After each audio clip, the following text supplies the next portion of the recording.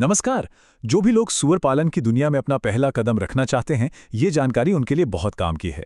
आज हम इसी पर बात करेंगे कि कैसे एक सफल और जाहिर है एक मुनाफे वाले फार्म की नींव रखी जा सकती है। तो अक्सर सबसे पहला और सबसे बड़ा सवाल यही दिमाग में आता है कि भाई कम से कम पैसे में एक मुनाफे वाला फार्म शुरू करना मुमकिन भी है या नहीं। तो इसका जवाब है हाँ, बिल्कुल मुमकिन है। और हम देखेंगे कि सूअर पालन इसमें एक बेहतरीन जरिया कैसे बन सकता है। ठीक है, तो चलिए शुरू करते हैं। सबसे पहले यह समझना जरूरी है कि इतने सारे विकल्पों में से आखिर सूअर पालन ही क्यों? इसमें ऐसा क्या खास मौका है? देखिए, सूअर पालन के फायदे कई हैं। एक तो ये कि वो बहुत तेजी से बड़े होते हैं, जो भी खाते हैं उसे बड़ी कुशलता से वजन में बदल लेते हैं।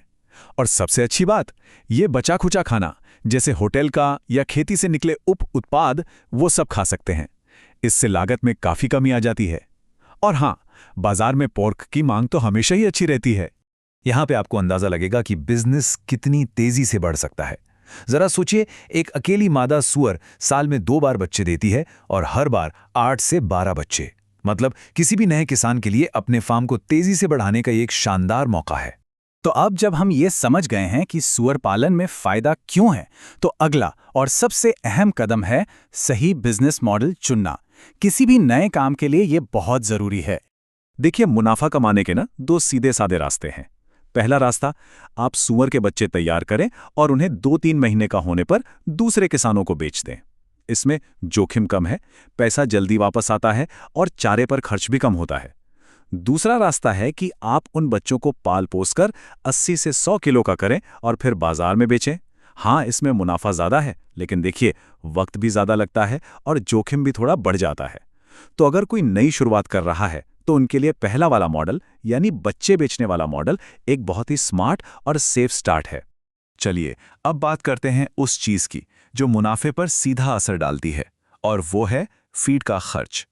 इसे सही तरीके से और सुरक्षित ढंग से मैनेज करना बहुत जरूरी है। तो अब यहां एक बड़ा फैसला लेना होता है।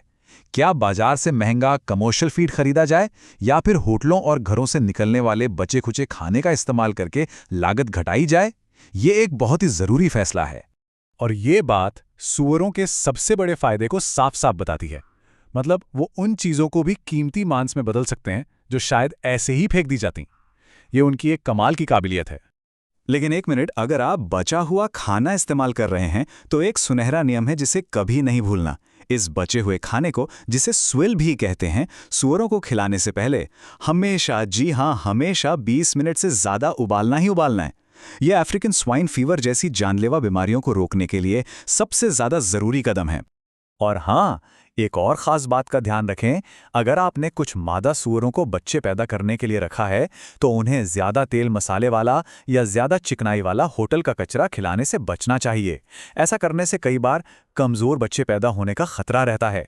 ठीक है, तो अब आते हैं खेती के सबसे बड़े जोखिम पर, जो है बीमारी। चलिए अब इस पर ध्यान देते हैं कि अपने झुंड को बीमारियों से कैसे बचाकर रखा जाए और उनके स्वास्थ्य का प्रबंधन कैसे किया जाए। तो यहां पर एक शब्द बार बार सुनने को मिलेगा, बायोसिक्योरिटी। इसका सीधा सा मतलब है वो सारे छोटे बड़े उपाय जो हम अपने फार्म को बीमारियों से बचाने के लिए करते हैं। इससे आप अपने फार्म का सुरक्षा कवच समझ सकते हैं। एक अच्छी बायोसिक्योरिटी योजना के 4 मुख्य स्तंभ होते हैं। पहला, क्वारंटाइन, मतलब कोई भी नया जानवर लाएं तो उसे सीधे बाकी जानवरों के साथ न मिलाएं, पहले कुछ दिन अलग रखें। दूसरा, साफ सफाई। तीसरा, किसी भी तरह के कचरे का सही तरीके से निपटान। और चौथा, बीमारियों और बचाव के तरीकों के बारे में जानकारी रखना।